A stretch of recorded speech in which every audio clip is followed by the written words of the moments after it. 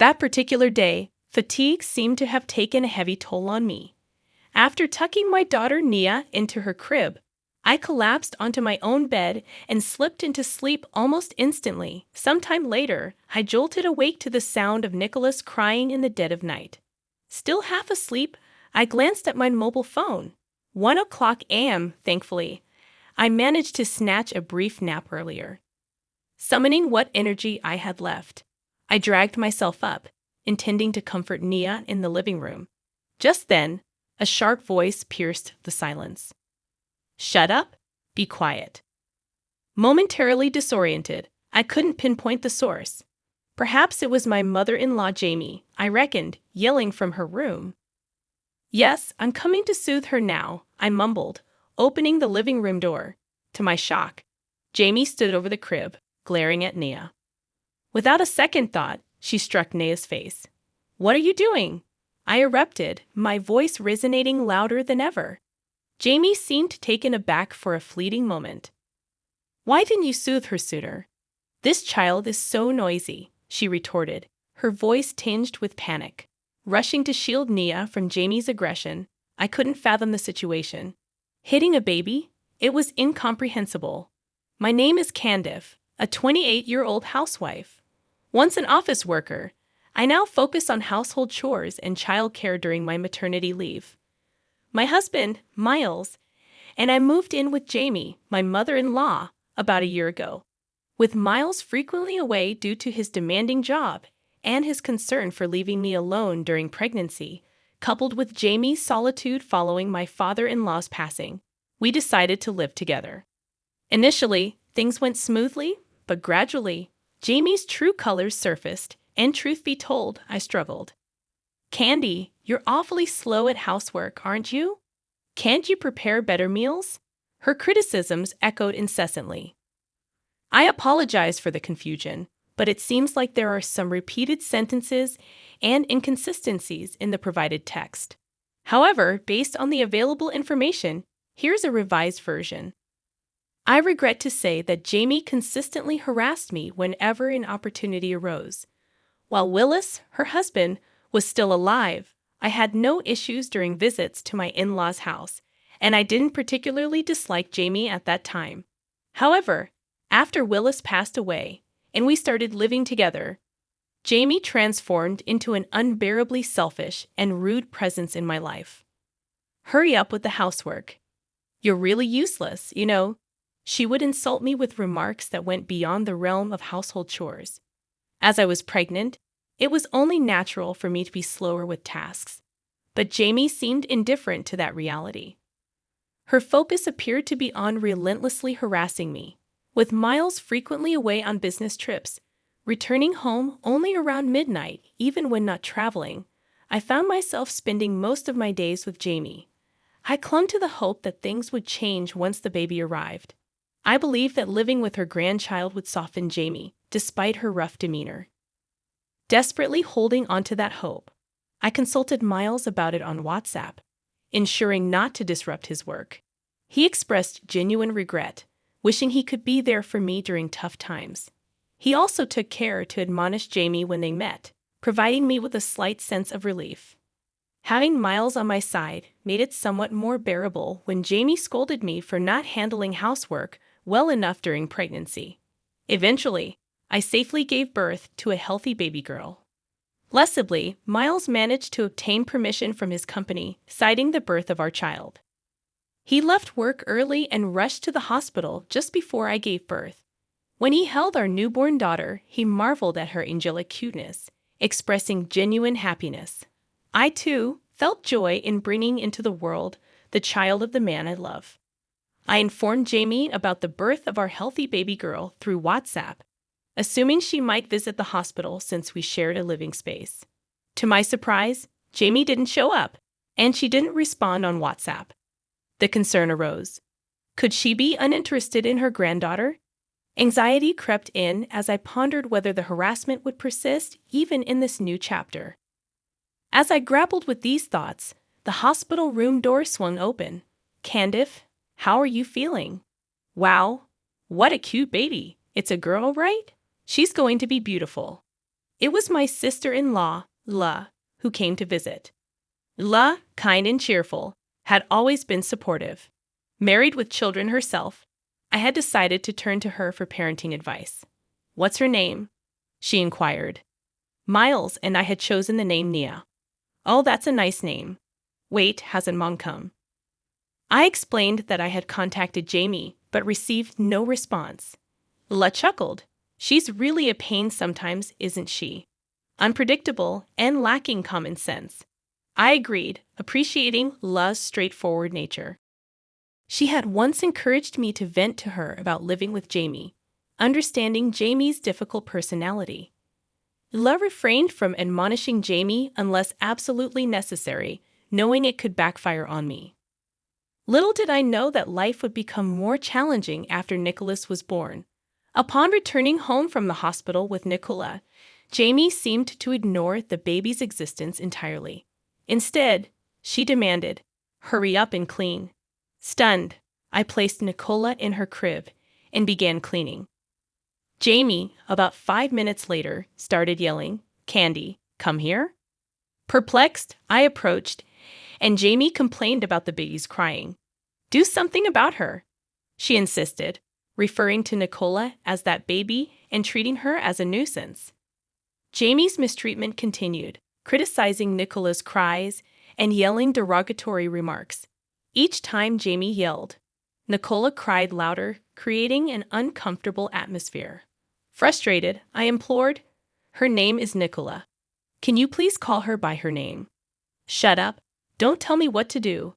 You're her mother. It's your job to take care of her and make sure I'm comfortable," Jamie retorted. "Look, she's crying again." Nicola's cries had escalated due to Jamie's harsh words, creating a distressing environment for both the baby and me. After putting Nicola to bed, I had to halt my chores and attend to her soothing needs. Yet even this interruption incurred Jamie's displeasure. Upon returning to my chores after settling Nicola, Jamie exclaimed, "Ah, this is really in the way, takes up so much space," as she kicked the crib. The crib shook, and Nicola woke up crying again. "What are you doing, Jamie? Shut up. It's your fault for insisting on putting such a big thing here," I retorted, exasperated. Yet it was Jamie who had suggested placing the bed in the living room to mitigate noise disturbances at night. "Are you complaining to me now? Stop arguing and soothe that noisy child," Jamie snapped, referring to Nicola in a derogatory manner. The situation felt untenable. Balancing household chores and childcare without incurring Jamie's wrath was proving increasingly challenging, and my exhaustion mounted. The constant criticism added to the strain. If I focused too much on childcare, I'd be scolded for being slow at housework, I lamented internally. And if I focus on chores, I'd be berated for my parenting, I added, feeling the weight of the conflicting expectations. With Miles away on a business trip for about 2 months, I felt the burden keenly. Attempts to seek solace and guidance from him over WhatsApp and phone calls were met with apologies and brief conversations. His apologies only added to my guilt, knowing he was working tirelessly for our family. Then, fatigue and stress reached a breaking point one night. Exhausted, I fell asleep soon after putting Nicola in her crib. In the wee hours, Nicola's cries roused me from slumber. Groggy, I checked my phone. 1 a.m., thankfully. I had managed a brief nap earlier. Summoning what little energy remained, I prepared to soothe Nicola in the living room. However, my efforts were interrupted by a commanding voice shouting, "Shut up, be quiet." Confused, I initially thought Jamie was berating me from her room. Resignedly, I responded, "Yes, I'm coming to soothe her now," and opened the living room door. To my shock, Jamie stood over the crib, glaring at Nicola. Without warning, she struck Nicola's face, prompting me to erupt in protest louder than ever before. Jamie seemed momentarily surprised by my outburst, caught off guard by the force of my reaction. "Why didn't you soothe her sooner? She's so noisy, this child." Jamie yelled back in a panic. Reacting swiftly, I rushed to the crib, lifting Nicola to shield her from Jamie's unwarranted aggression. The disbelief struck me hard. hitting a 3-month-old baby. Could this person really be human? Nicola's cries escalated to a pitch I had never heard before, and her tiny face had turned a shade of red that sent shivers down my spine. In immediate distress, I dialed an ambulance. At the hospital, the doctor examined Nicola and assured me that, while her face was red, there was no concern about bruises or injuries. A wave of relief washed over me, but I felt on the verge of collapsing. The doctor inquired, "What happened? Did you drop her on the floor or something?" I explained the situation to the doctor when my sister-in-law, entered the room. In my panic, I had called Illa while in the ambulance. Miles was on a business trip and couldn't come immediately, so I reached out to Illa despite the late hour. Illa described Jamie hitting Nicola to the doctor, leaving him speechless, and she herself shook with anger. The next day, I returned home with Illa, bracing myself for the confrontation. I entered the house alone, and Jamie, acting as if nothing happened, continued harassing me as usual. "You're late. Hurry up and make breakfast. You missed taking out the trash because you came home in the morning. You really can't do housework," she berated. Exasperated, I interjected, "Enough. Did you forget what happened yesterday? You hit a 3-month-old baby, remember? How can you act so normally? First, apologize for yesterday." Jamie's face reddened with anger. "What? Why should I apologize? That child was the noisy one. I just slapped her because she wouldn't listen. It's a part of discipline. I thought she wouldn't be quiet otherwise." "That's not discipline. It's violence." "Enough with the noise. Just do your chores already," I asserted, my voice firm. "You don't regret it at all. Don't even think you did anything wrong."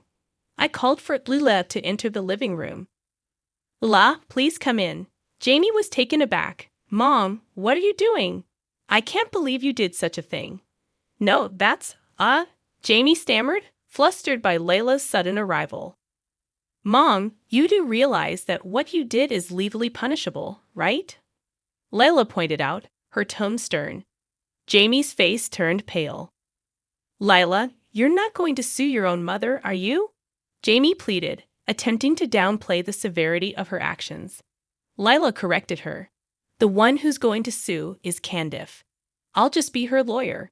But wait, it was just a part of her education. Who would agree that hitting a baby is education? "This is a case of assault," I asserted firmly. No matter how much Jamie tried to justify her actions, such behavior could never be excused. "I'll definitely sue you. Be prepared," I warned Jamie, determined to seek justice. At that moment, Jamie began to cry quietly. "I'm sorry, Candy. I'd always lose control when I get angry and end up regretting it later. I've always been depressed and regretful about how I treated you and Nia. I truly am sorry for what happened. Why did I raise my hand to her?" Jamie continued speaking through her tears, expressing remorse. "I'd always wanted a boy for the eldest grandson. It was also Willis's wish. Willis's wish. It might be an old-fashioned thought, but we always hoped for a boy to carry on the family line. And when a girl was born instead, I was happy about the birth of a granddaughter, but also felt like I failed to fulfill a promise to Willis.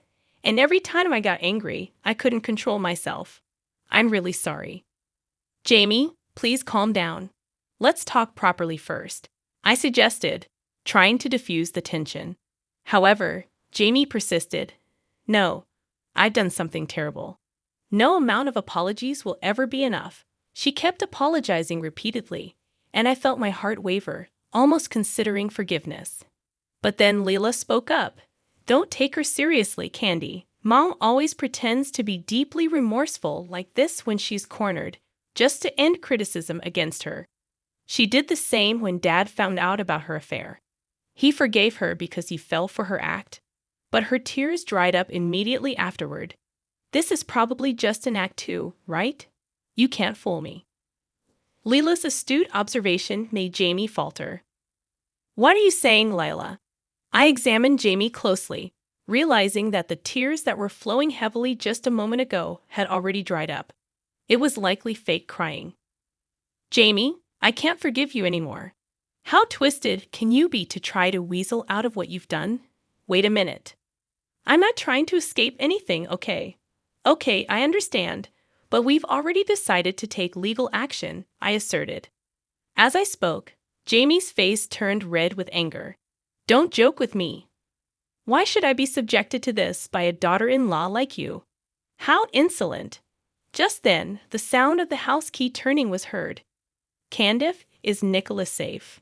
Miles' voice echoed through the tense atmosphere. Why are you here?